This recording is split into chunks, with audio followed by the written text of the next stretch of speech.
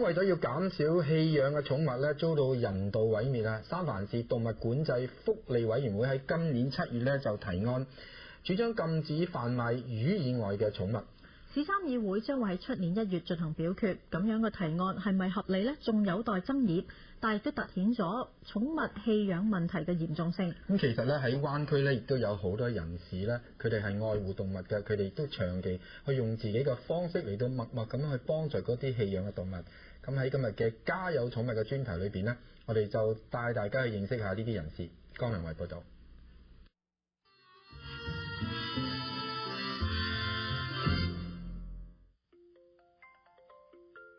宮崎駿嘅卡通龍貓相信好多人都睇過，龍貓又叫毛絲鼠，英文名叫 Chinchilla， 喺香港好受歡迎，喺台灣則屬於保育類動物。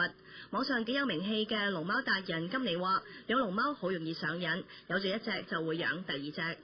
每一隻都有完全不同的個性，然後它們算是體積蠻小，它們是夜行動物。當我白天上班，它們在家睡覺，我下班的時候它們出來，並不需要很多的照顧。他在怕，在怕，他們其實很膽小。今年係加州龍貓協會嘅義工寄養媽媽，照顧被拋棄同受虐待嘅龍貓。佢話毛色靚嘅龍貓一隻可以買到500-600蚊美金。雖然睇中呢一點，搏命繁殖，點知遇上經濟衰退。呢2年龍貓唔再好賣，被拋棄嘅越嚟越多。有一個男性的租房子，他養了20幾隻在屋子裡，就怕房租付不出來，也是連夜就跑掉，門關起來，房東又不能馬上進去，必須要等到警察局允許，等進去發現時20幾隻，已經有的餓到乾扁，有的互相咬對方的皮毛，真正的救回來的只剩2-3隻。Lionel Richie 投入救援工作長達33年，一個人就收留咗20幾隻，所有費用自掏腰包。日頭喺生化公司做顧問，其餘時間 Lani 全部奉獻俾龍貓。喺灣區各大小寵物領養活動上都可以見到佢嘅身影。雖然目的係幫龍貓揾新嘅屋企，不過 Lani 對主人嘅要求一啲都唔馬虎。想領養嘅人必須要先上2個鐘頭嘅堂，學習點樣照顧龍貓。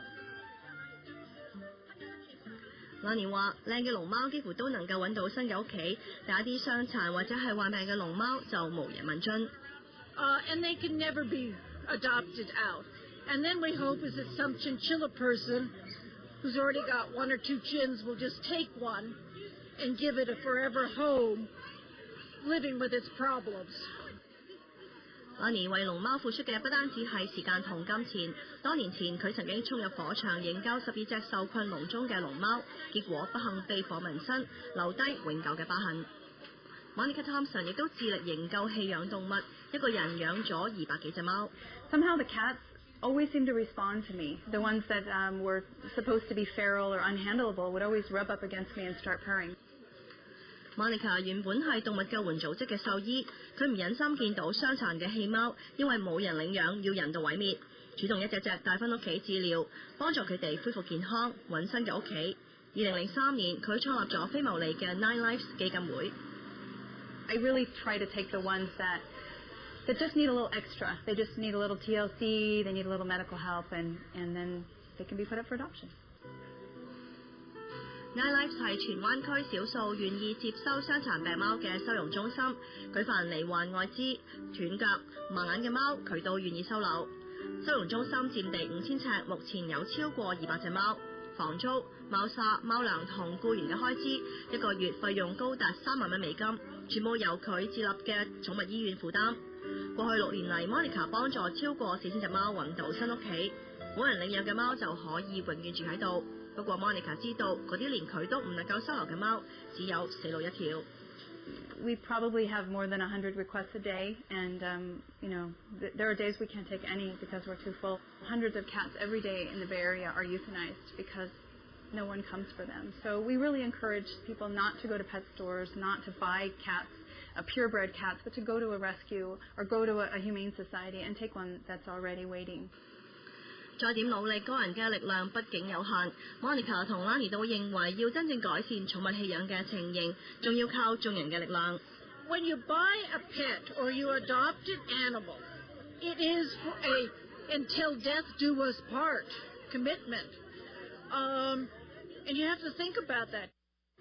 26台記者江良偉報道。No-Kill Advocacy 中心估計，全美一年撲殺近5萬隻動物，收容所內每10隻狗當中就有5隻遭到人道毀滅。咁而10隻貓裏邊呢，就有7隻咧係遭到撲殺嘅。因此咧，愛護動物人士除咗鼓吹人去領養之外咧，亦都呼籲嗰啲人呢係要為寵物結紮嚟到降低繁殖率。好可惜嘅係 Nine Lives 基金會因為入不敷支，決定喺10月底就閂。咁如果大家想進一步認識我哋今日介紹嘅2間非牟利嘅機構呢，係可以上本台嘅網站嗰度查詢㗎。